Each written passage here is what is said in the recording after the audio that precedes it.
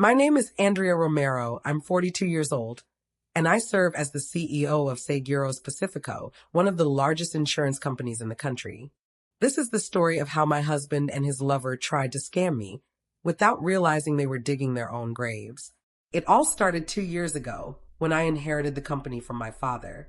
I had spent 15 years working my way up through different departments, learning every corner of the business from the ground up.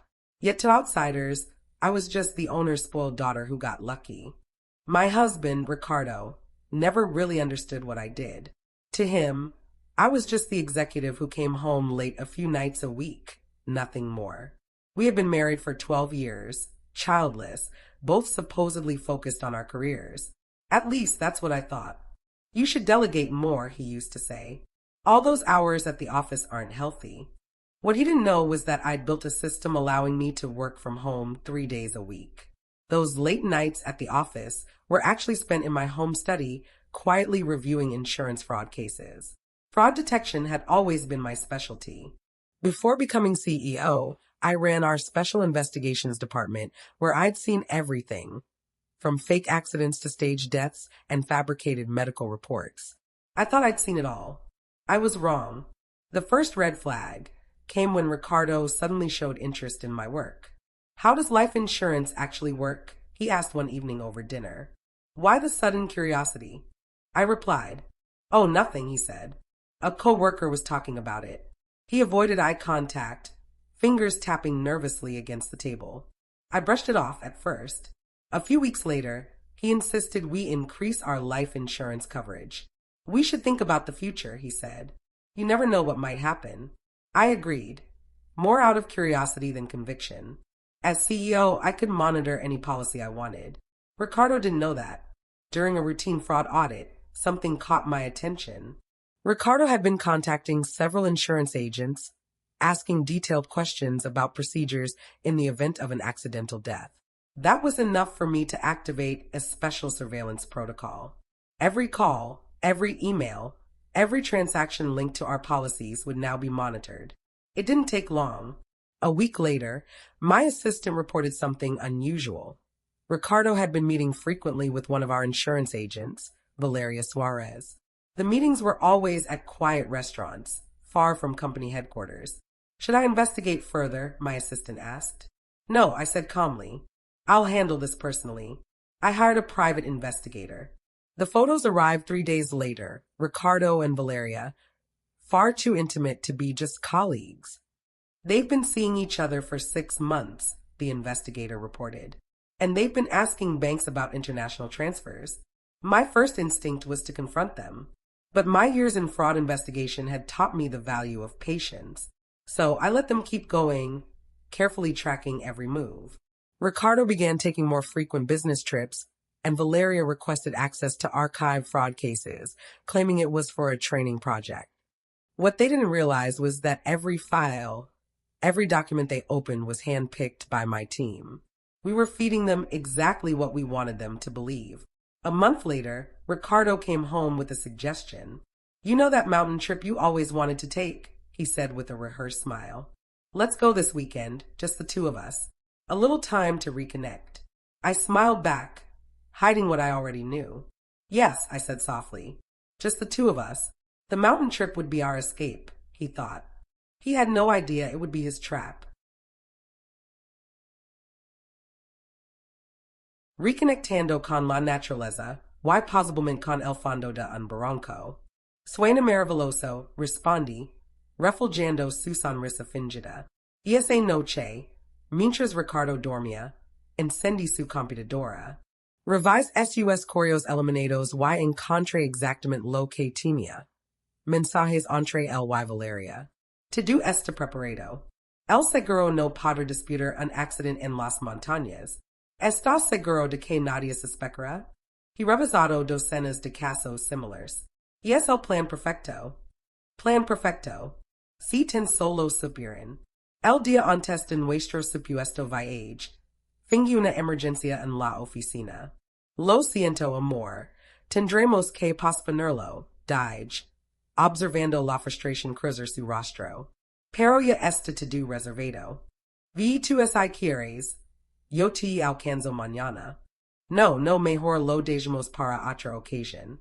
Lo observe cancelar reservas apresuradamente, hacer llamadas secretas, tratando de reajustar su plan perfecto.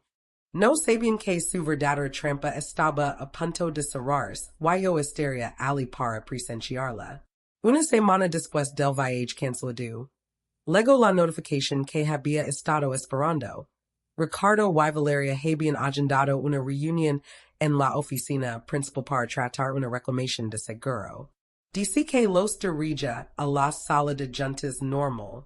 Preguntó mi assistant por el intercomunicator. No, María. Levelos a la sala ejecutiva. White asegurate de que las cámaras están activas. La sala ejecutiva. Paredes de cristal. Equipos de última generación. Sistema de grabación impecable.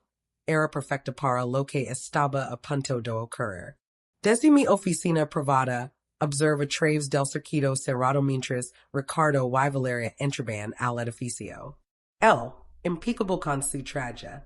Ella, vestida de negro, un air falso de luto. Buenos días, los recibió Carlos Mendoza, director de reclamations. ¿En qué podemos ayudarlos? Ricardo así aclaró la garganta. Venimos a presentar una reclamación por el seguro de vida de mi esposa, Andrea Romero. Carlos mantuvo su rostro neutral. Oh, ya veo. ¿Podrían contarme qué sucedió? Valeria intervino, su voz ensayada con precisión. Fue un accidente terrible. La señora Romero falleció durante un viaje de negocios en el extranjero. Carlos tecleó algo en su computadora. No encuentro ningún report oficial sobre su fallecimiento. Y es porque ocurrió en una zona remota de Asia, explicó Ricardo, sacando unos documentos.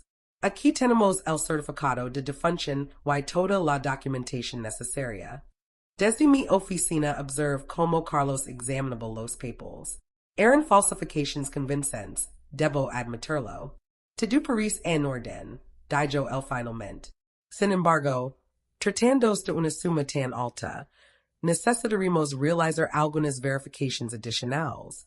Verifications. Ricardo así removió inquieto.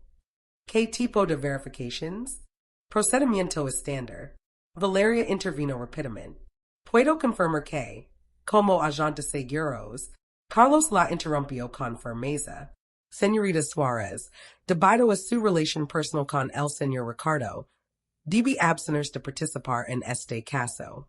El color desapareció del rostro de Valeria. No sé de qué habla. Oh. Tenemos registros bastante detallados de sus encuentros durante los últimos 6 meses. Ricardo se levantó furioso. Esto es un insulto. Exigió hablar con alguien de mayor autoridad. Por supuesto, respondió Carlos sonriendo. La CEO los atenderá personalmente. Valeria intentó mantener la calma. La CEO, pero ella está en Asia. Entré en ese momento, con paso firme.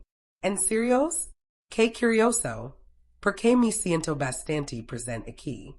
El rostro de Ricardo se transformó en puro terror. Valeria dejó caer su carpeta.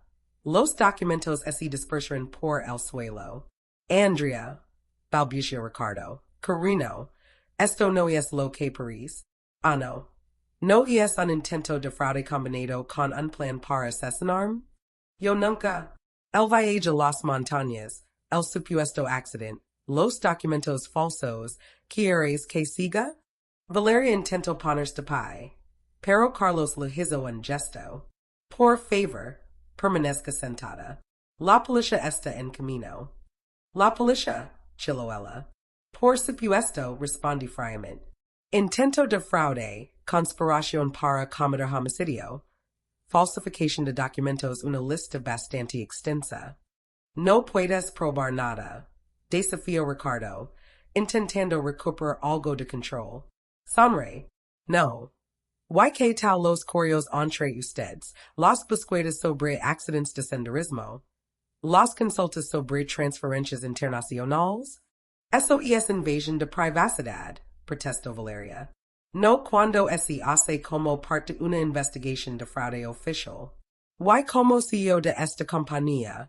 Es mi deber investigar toda actividad sospechosa. My name is Andrea Romero, 42, CEO of Pacifico Insurance, one of the largest firms in the country. I've spent my life studying fraud, but nothing prepared me for discovering it in my own marriage. When the police arrived that morning, Ricardo, my husband, looked pale as paper. Valeria, his lover and my senior claims manager, stood beside him, pretending to stay composed. The executive boardroom had never been this silent. Mrs. Romero, said the lead detective, nodding toward me, your evidence is flawless. Emails, recordings, financial trails. You've built an airtight case. Years of investigating fraud teaches you to be thorough, I replied calmly. As officers handcuffed Ricardo and Valeria, my staff stared in disbelief. Ricardo turned to me, his voice trembling. Andrea, please, we can fix this. Fix it, I repeated. Like the way you planned to fix my car accident in the mountains? He stammered. I wasn't going to. The emails say otherwise, Ricardo. Especially the one where you and Valeria debated the best place to stage a believable accident. Valeria finally snapped.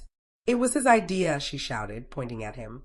He said it would be easy, that no one would ever find out. Ricardo turned to her, horrified.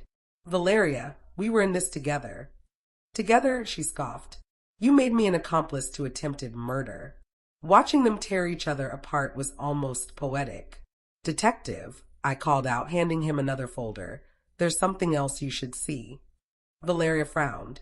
What is that? Your other insurance projects, I said. Turns out, I'm not the first person whose death you tried to fake.